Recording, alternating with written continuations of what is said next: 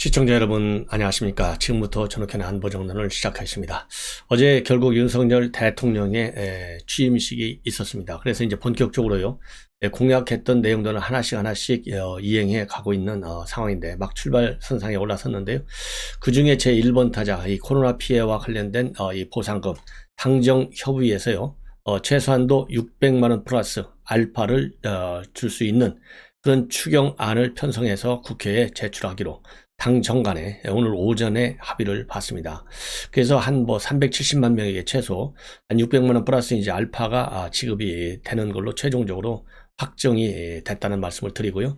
내일 국무회의에 상정하고 13일 날 국회에 제출해서 16일 날 시정 연설을 통해서 최종적으로 국회 의결을 받는 그런 수순으로 지금 진행이 되고 있다. 이렇게 말씀을 드리고, 그 다음에는요, 내일 세종에서요, 임시 국무회의를 엽니다. 그래서 이러한 내용들은 윤석열 당선인의 공약이 있었는데 공약상 하나씩 착실하게 이행되는 수순, 드디어 이제 국정운영의 한 바퀴가 움직이기 시작했습니다. 자, 그리고요, 이제 어제 취임 연설, 제가 보기에는 굉장히 좋았는데, 그래서 어제 심야방송에서도 말씀드렸잖아요. 본래 30분 정도 돼 있었는데, 절반 16분 정도로, 윤석열 대통령이 직접, 계속해서 교정을 했어요. 근데 어제 시청률이 말이죠, 17.4%를, 기록했습니다. 그래서 이 평소 시청률 7%보다요, 한 10% 정도 더 올라갔고, 시청자 수는요, 일주 전에 비해서 257만 명이었는데 약 한 180만 명 정도가 더 늘어나서 436만 명이 시청을 했습니다. 상당히 폭발적인 것이죠. 자, 그리고 오늘 처음 이제 서초동 자가주택에서 용산 출근을 했는데요.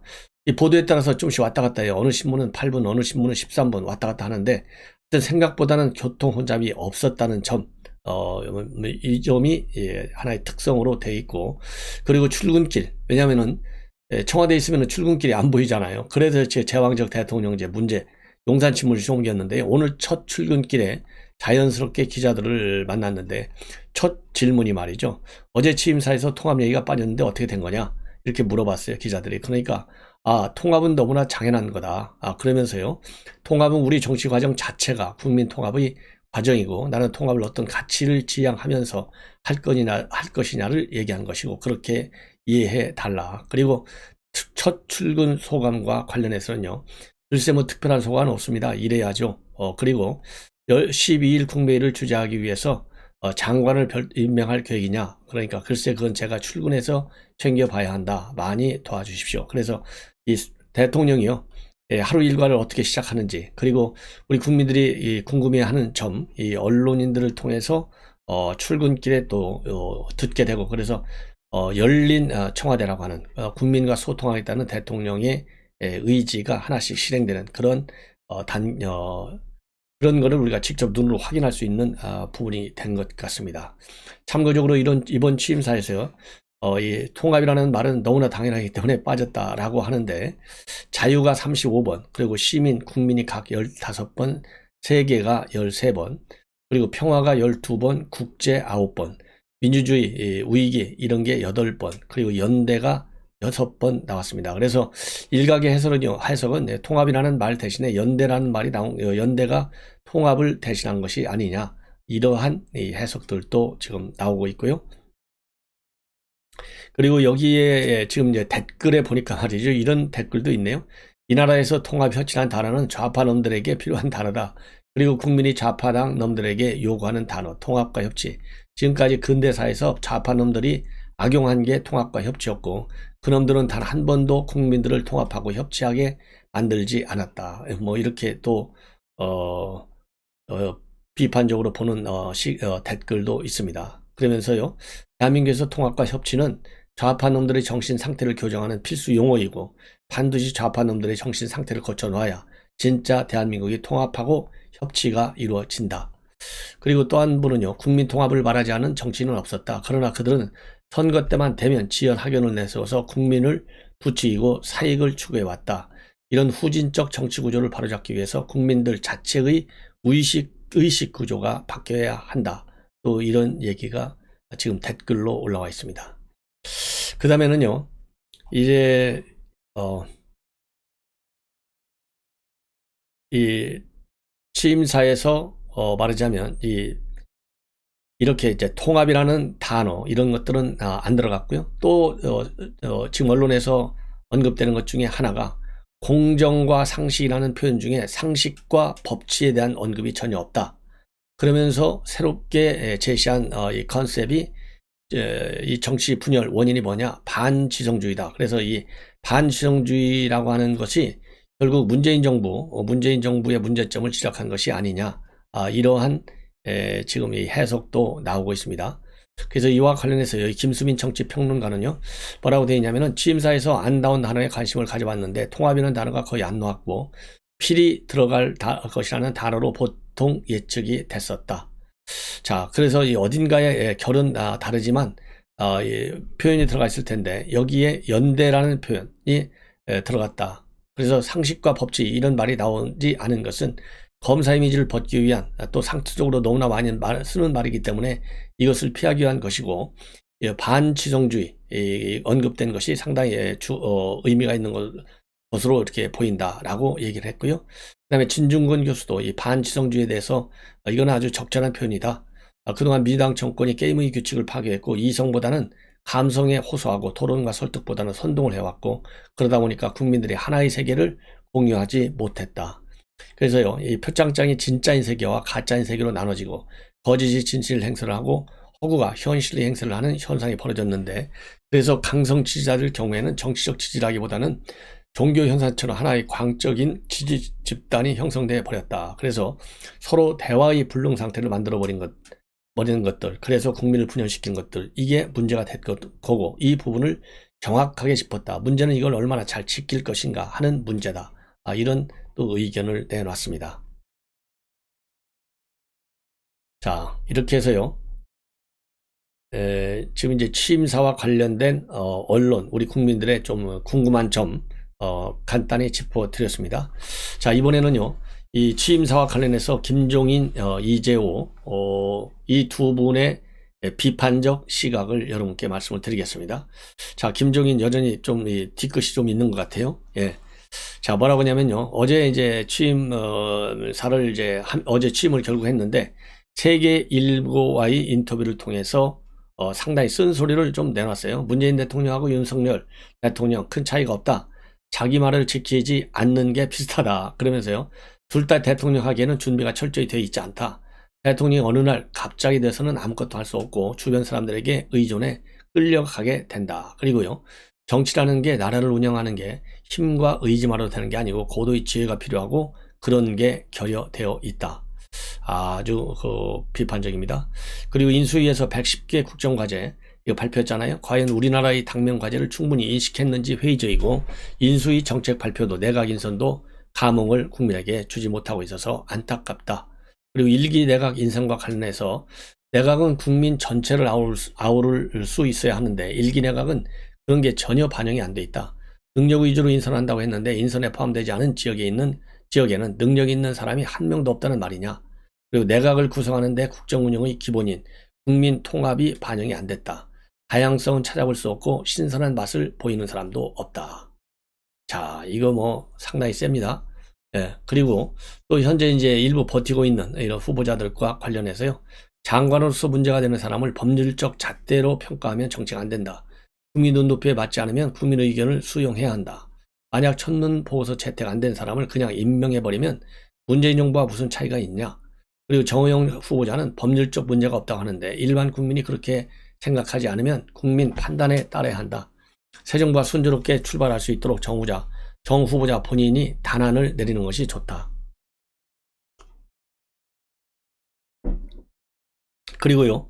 여소야대 국회 현실을 대통령이 권한으로 무시할 수 없고 민주주의는 의회의 기능을 존중하지 않고서는 운영될 수가 없다. 윤 대통령이 적극 노력해 새 정부에 대한 지지를 높여야 정책 수행이 가능해진다. 취임 후 100일 동안 국민의 신뢰를 구축해야 하고 이 기간에 국민 신뢰를 얻지 못하면 여소야대 국회에서 정부가 할 수 있는 일이 제한될 수밖에 없다. 그리고요, 이 문재인 대통령에 대해서도 상당히 비판적이에요.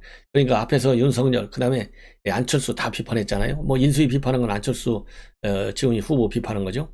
납득이 안 간다. 문 전 대통령이 말을 잘 안 하는 사람인데 손석희와 대담하는 걸 보니 아주 술술 말을 잘하더라. 퇴임하는 대통령이 새 대통령을 비난하는 것은 처음 있는 일이다. 윤 대통령이 많은 표차로 당선됐으면 문 대통령과 민주당의 태도가 달랐을 것이다.